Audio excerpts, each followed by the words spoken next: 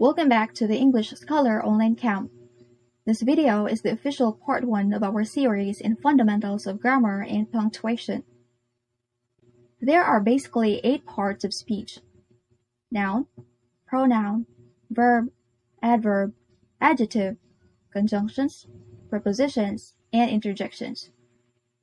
In this video, we are going to give you a precise view of noun and its functions in a sentence or clause, while the types or categories will be discussed in the next video.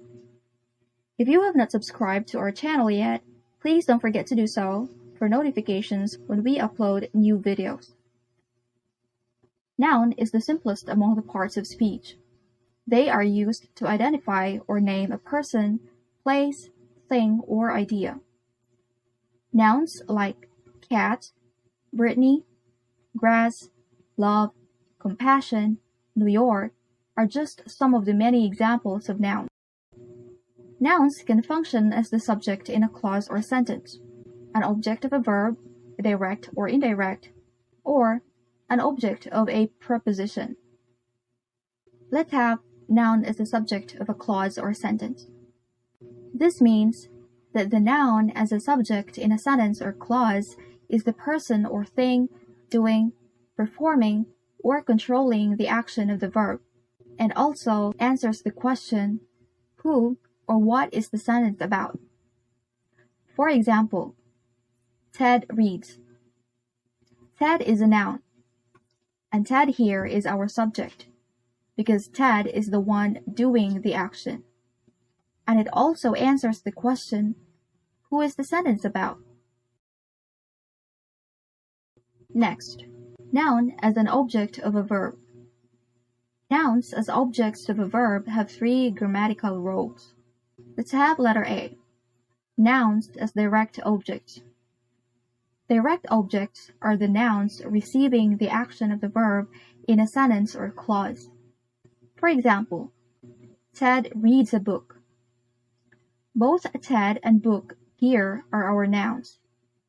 Ted is our subject because he is the one doing the action, while book is our direct object because it is the one receiving the action of the verb.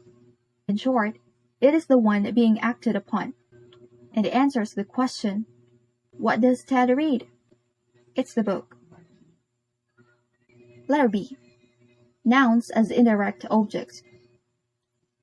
Indirect object is the person or thing who receives the direct object of the verb. Wait, that sounds a little confusing. But let's see the example. Mike brought Candace a chocolate. Mike, Candace, and chocolate are our nouns. Mike is our subject because he is the one who did the action, which is brought. Mike also answers the question, who is the sentence about? Candace is our indirect object. Why? Because Candace is the one who receives the direct object.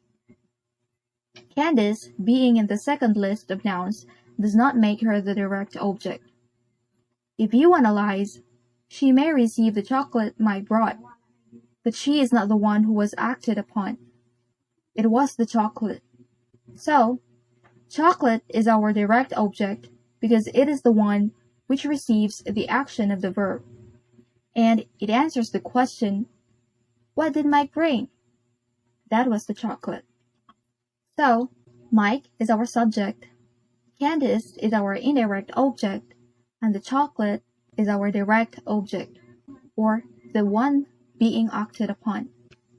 If we make Candace a direct object, our sentence should be written like this. Mike brought Candace to the chocolate. Sounds weird.